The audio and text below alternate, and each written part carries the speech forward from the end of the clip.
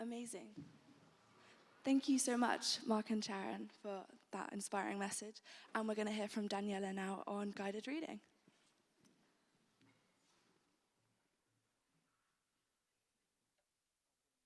Oh, no. Yeah. I feel like Alice in Wonderland going down the rabbit hole, but I'm sure I will enjoy the experience. Well, hello, everybody, and I'm really thrilled to be here, standing in front of you. Sorry. As part of the World Literacy Summit in Oxford. I'm really emotional, but I'm fine. I'm really fine. Sorry. Yeah. Yeah. Before we start, I would like to ask you a question. Was there a book, think back to your childhood, was there a book that shaped the way you saw life? Was there a book that stayed with you your whole life? Well, my book, I think, and I haven't realized that when I was a child, one of those books were Fata Babi and Fata Moshnyagori. To say it in English, the main idea was there were two characters, the old lady's daughter and the old man's daughter. The old lady's daughter was lazy because she didn't used to work. And being lazy came with being ugly and not smart.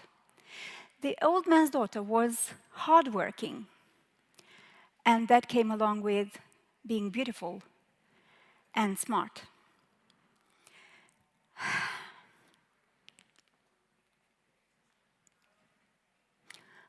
When I was 9, I lost my father. Sorry. And I realized that some years later, my mom got married, and I became the woman's daughter without realizing it then. My sister-in-law was the old man's daughter, the man's daughter. She was hardworking, but I was not. I enjoyed spending time reading. But in that post-Soviet era, and Soviet and post-Soviet era, that was not probably the core value. So I was expected to work hard. And I'm sorry for sharing this example, but there were times when their father would wake them up early in the morning and go them to work in the field. And working in the field and gardening was part of my experience as well, but that was not my daily routine. I enjoyed waking up whenever I wanted, 8 or 9 o'clock in the morning. I enjoyed spending time reading. And unfortunately, I realized I've kept that value of being lazy for a long time. I kept carrying it along the way. Now, of course, I'm an English language teacher, and I critically value what I've learned from that book, and I'm not sorry for having that experience. And I'm really proud of being able to read, and grateful to my mom for letting me spend hours reading and looking through my books. So now the question is, how can we help our students, our English language learners especially, have the same impact with a book, with reading, with literacy? How can we empower them? How can we shape their lives? And in the next few minutes, I will walk you through my presentation, which is guided reading as a way of English language teaching and personal development. So, sorry.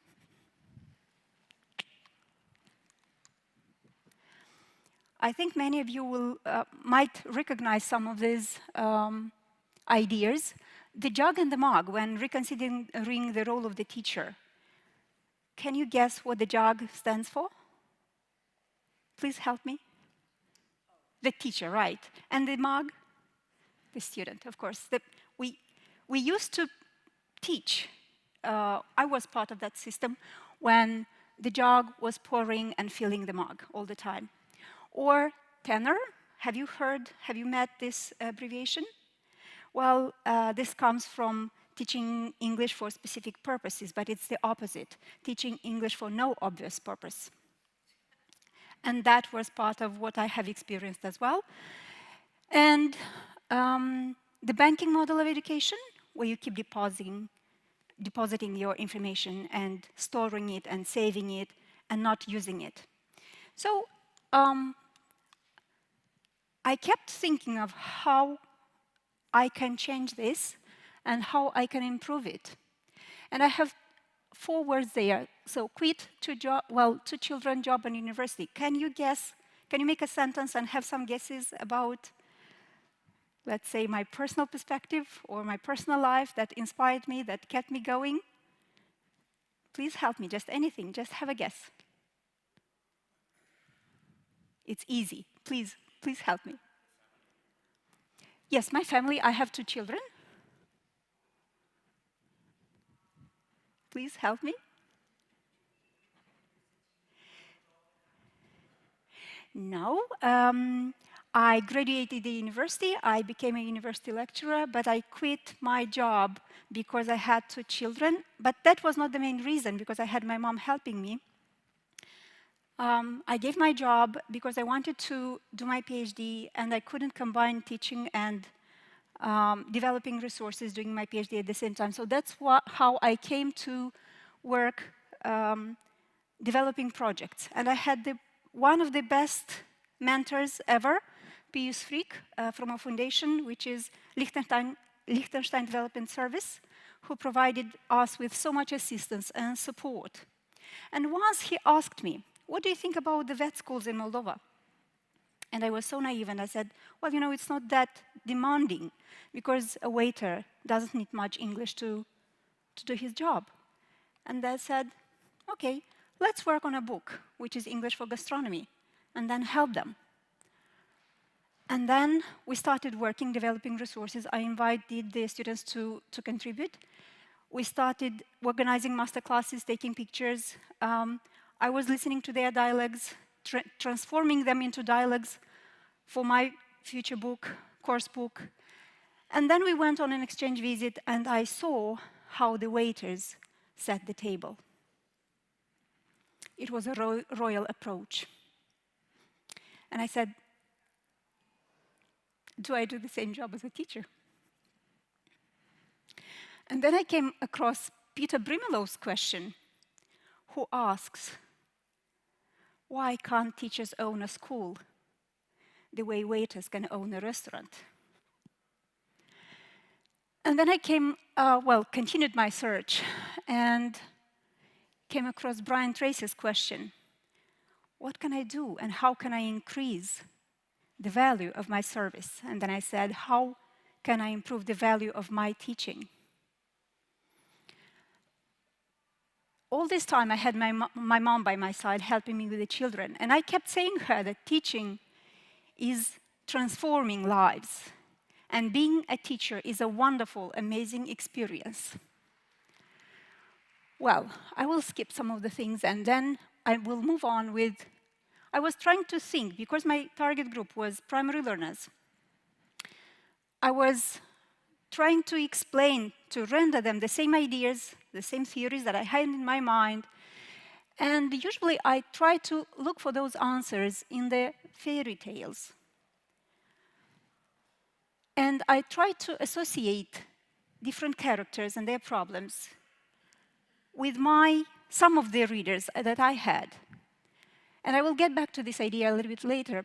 But in doing that, I still want to point out that I always try to keep to this golden circle, or the golden ring, which was an idea by which was put forward by Simon Sinek. The why comes first, then how, the processes, and then what, the results. Because sometimes we start doing things, and then we question ourselves, why? Am I going to the right direction? But if we start from the why question, and we keep communicating from the inside out, we have higher chances to reach our results. So the why of the guided reading project, the mission is still to improve English language teaching via guided reading, as well as personal development of the children. And we have created different things. Some of them were reading club, storytelling club, drama club, but it's not just about that. And I hope that shortly I will be able to prove it to you. Getting back to our characters, I assume you know what their challenges were. So the scarecrow, can you recall the tale? Does anything come to my mind? Please help me again. Yeah, the scarecrow, what was his problem? We see him, no brain, right. The Tin Woodman? The Tin Woodman? No heart.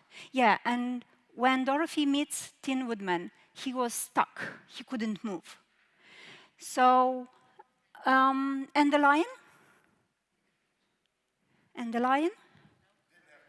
Didn't have courage, thank you.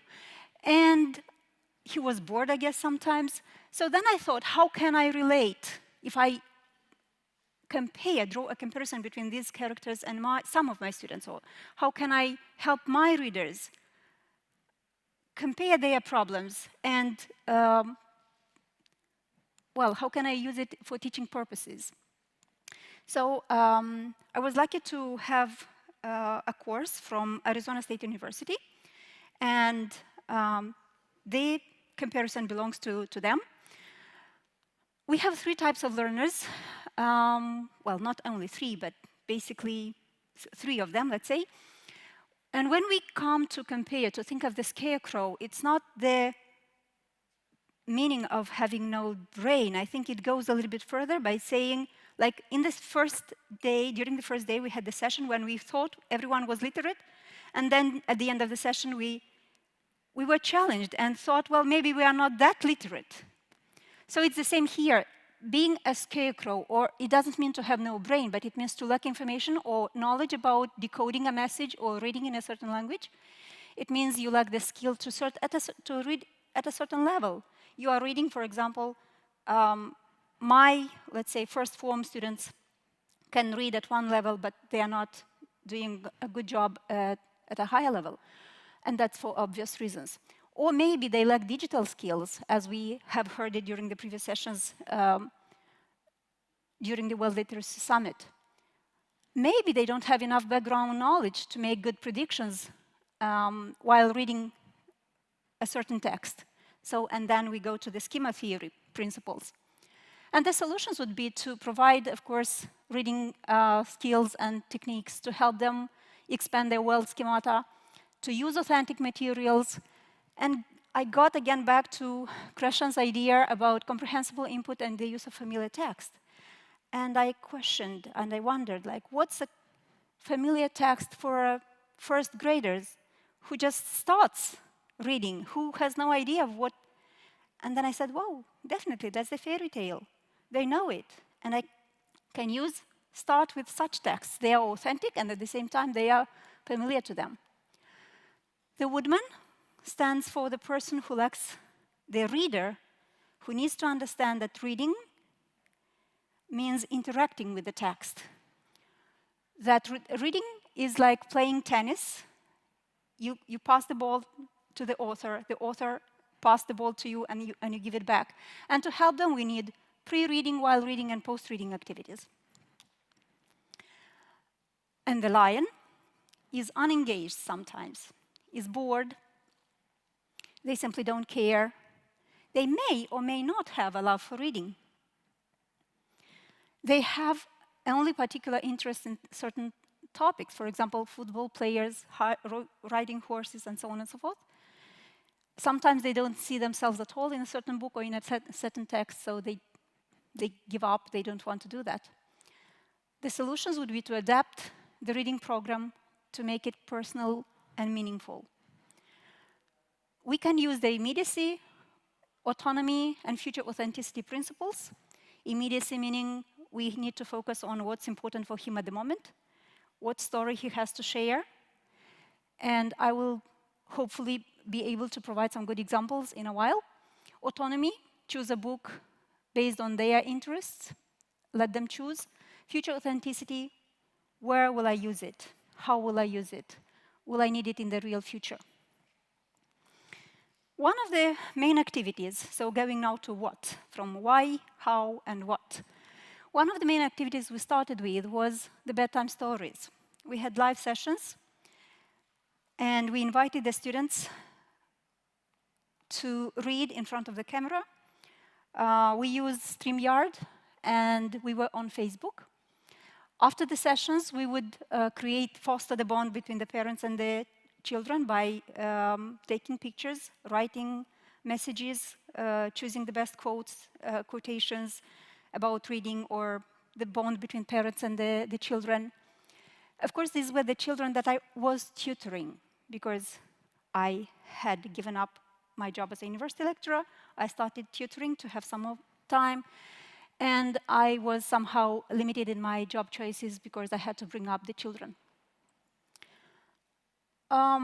The disadvantage of this program was we could involve few students because it was a really personalized activity. And at that time, we still lacked contracts with the parents. So then we questioned, well, is it copyright infringement? Do I have the right to leave that video there? And some months later, we decided to delete, unfortunately, most of them. There might be one or two, but mainly we decided to delete most of them. But this is how we ended up with the monthly reading club sessions. So we changed it into something that we thought it is more useful and still feasible for us to do. And basically, it was just me at that moment. And parents got involved. And they kept asking questions. What's the best book? How can I keep my child motivated to keep reading? How can I choose the book? And then we got to talk about the God luck effect. Some porridge is too hot, some porridge is too cold, and some porridge is just right. So I tried to answer both the children and the parents' question of how to best choose a book. And then I thought about Vygotsky's theory of the zone of proximal development. And I said, well, I can share, God bless you, the information with what is the comfort zone, the learning zone, and the growth zone. And then I got a job at a high school. I moved to another town, and I got a job at Prometeu Prim High School. This is a private institution. And whenever I changed job, I thought that is the most demanding job that I can have, like being a university lecturer. That was the most demanding job I could ever have, because I was working with future teachers. But then I realized that they were really working hard-working, smart students, listening, involved, because they were future teachers, and they would do creatively whatever I asked them for, whatever I invited them to do. Later on, when I started working with a project with the Liechtenstein Development Service, actually we got grants. I thought that is the most demanding job, because I had to work with different vocational schools to help the teachers understand how they can improve their teaching, to develop resources, to involve the students in developing the resources, to go on exchange visits, to publish the book, and to manage a grant, which for a teacher who would get 500 euros a month, having to manage a grant of 135,000 was unbelievable. So, and then I got a job as a high school teacher in a private institution where I had the most demanding parents and the most demanding students. And I said, this is the most demanding job that I can have now. Well, of course, I piloted reading activities and guided reading project with them. And while listening to them, I realized that they were using I statements. For example, they were able to say, sorry, I can read books by myself. Sorry, it was initially from a third perspective, so sorry for my mistake there. So I can read books by myself from the series Read with Oxford by Julia Donaldson's Songbirds, stages 1 to 3. This is what my first graders are reading now. And then my third graders would say, I'm currently reading the 10th book from the Osborne collection, Young Readers Series number 3. And then I said, I can use the I statements to help my students understand what the learning zone is and what Vygotsky's theory is about. And I designed a worksheet for them with statements, like for the comfort zone, I feel relaxed because I can read independently books from this series. And for every other, like for the second form students, I have another series there. We have also used the updated version where we talk about the fear zone. And we have different exercises to help them realize that it's okay. We understand that there are different fears and we can overcome them in order to step into the learning zone. And then we have also, I think, we must update now what we understand by the learning zone, but because initially this was the zone where a child learns something assisted by a teacher, whereas now this assistance comes from their peers via scaffolding. You can pair the most advanced students with the less advanced ones. You can work with, we are working now already with online platforms. So they get quizzes, they get listening resources, they get many other wonderful resources. So assisted now doesn't mean just assisted by the teacher. It could be assisted by getting assistance from their siblings, parents, the online resources, and classmates. And the growth zone. I help the students realize what they can achieve, what they can't do at the moment, even with assistance, but what could become their goal, what should be their goal for the next, how can they set goals within, let's say, for 2 weeks, 1 month, 1 year. So, and it's very important to help them understand how to set goals for 1 month and how to set goals for the growth zone. And this is getting back, taking them to the why question, like why should I read now this book? Where will it take me within 1 month or so? Sometimes we needed to step in with some resources that gave them immediate feedback. And this is one of the resources that I would like to share. So Reading Rule, it helps us to assess pronunciation, accuracy, fluency. And it also gives the child the word per minute information. When they do a good job, they get the message, still practice. And when they do a brilliant job, a much better job, like 90, 94, 96, 100, they get the feedback, great job, and they usually are really happy, and then they move on with the next passage. So we have talked a little bit about how to choose the books and what kind of books we choose. We have integrated now the online resources via EPIC. We use EPIC, so hopefully you use them as well. And we are trying now to integrate the Oxford Reading Club as well. But the main still way of sharing our resources is via borrowed books. I did buy books. We have the Sherlock Holmes collection for some of the 6th to 8th form pupils. We have the Charles Dickens collection, Osborne readers, of course, and some others. But in keeping in mind the lion and his immediacy and authenticity and principles, we also rely on writing journals. This is one of the some of the examples when one of the students was really bored and really unengaged.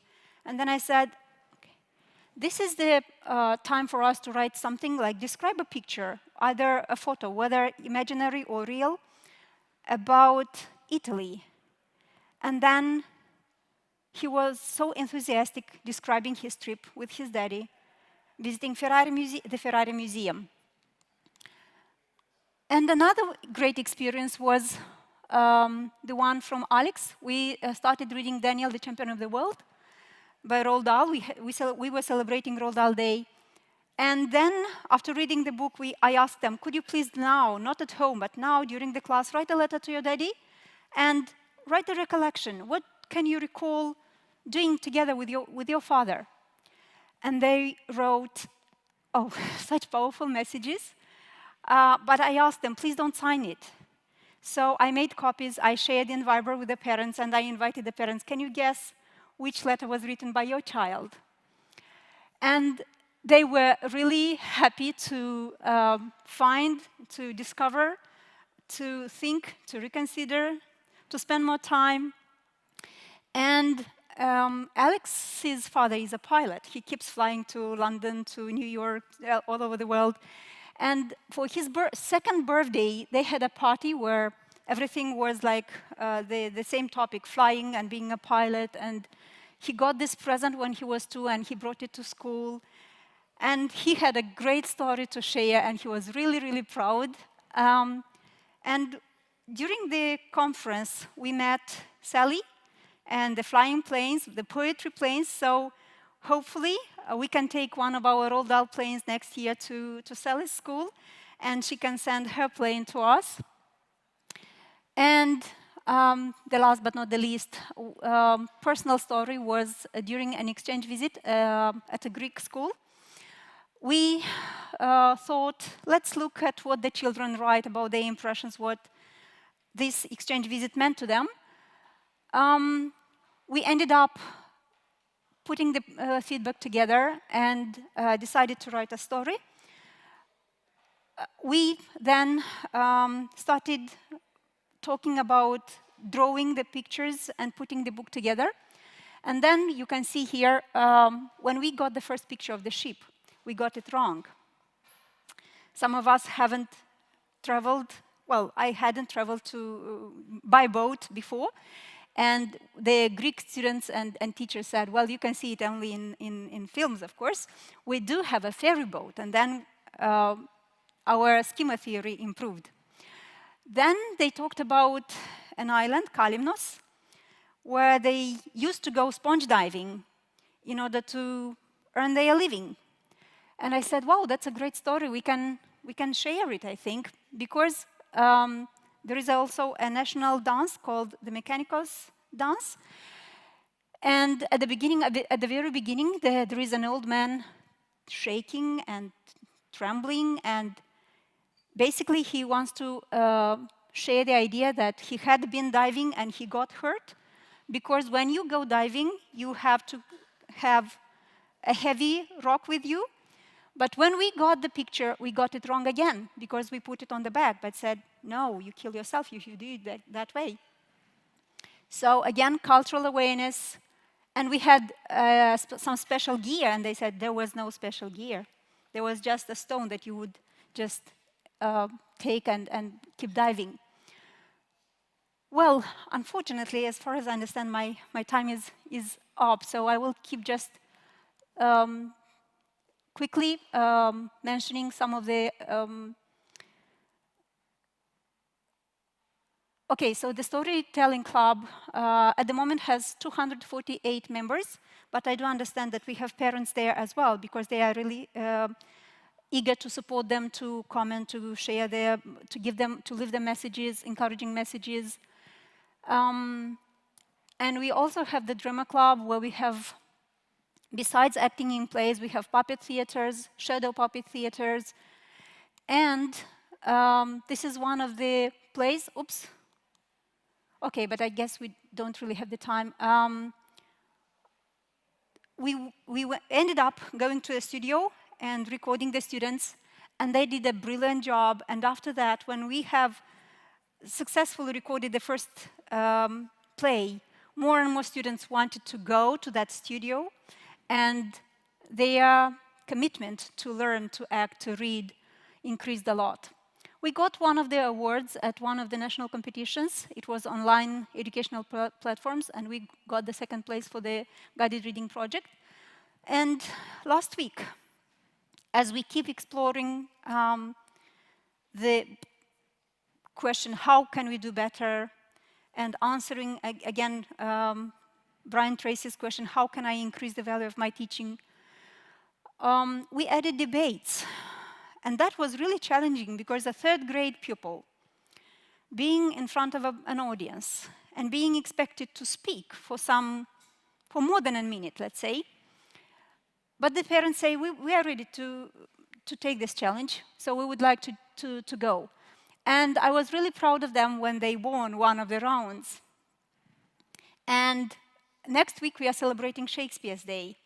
And the debate will be one of the activities that they will prepare. Of course, they prepare in advance, but now they are third form pupils, so I'm sure this will help them a lot. We also do some rep reading, and I'm glad to share one of the resources that we use. It's called Vocabulary. You are given a list of words, and then you can write your first line. Once you do that, you are given the next words, and you keep going. So we wrote one with my students based on Shakespeare's Romeo and Juliet. And they had so much fun learning some new words, trying to write it as a poem, and rep reading it, sorry. Of course, we have workshops with the parents, and we grew to have projects, both national and international projects. One of the projects that really, I think, will stay with us and we will continue doing it is Christmas in our Sustainable Gingerbread Village. We started with reading the stories of Pinocchio and Hansel and Gretel. The children developed a sustainable gingerbread village. And I was really happy that they have included a library, a hospital, a park, and they were able to explain why they need a park in their sustainable village. So this means we were successful at explaining, starting from a book, from a fairy tale, what sustainability means. And we ended up, oops, no, sorry. What have I done? No, it was supposed to be, well, the podcast, but it's fine. So these are our second form pupils doing a podcast on how to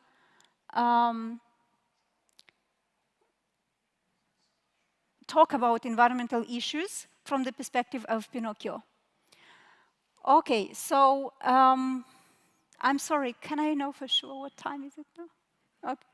Okay. Yeah. So from role plays to podcasts to summer schools and maybe just the last two ones, English Camp with Dr. D. This is how you can bring different topics. We started with reading the book Heidi, and during 1 week when we talked about caring for pets, we started with Dr. Dolittle. And again, we started with a book, and we ended up talking about many other things during our interactive workshops. Thank you for letting me feel like Alice in Wonderland and making this a wonderful experience for me. And I actually have found a very meaningful, a great bookmark here. And I would like to pass it to the ambassadors, because I think this is how many of us feel like, and we could pass it to the organizers. So it says, when I used to read fairy tales, I fancied that kind of things never happened. But here I am in the middle of one of them. Thank you. This is for the organizers.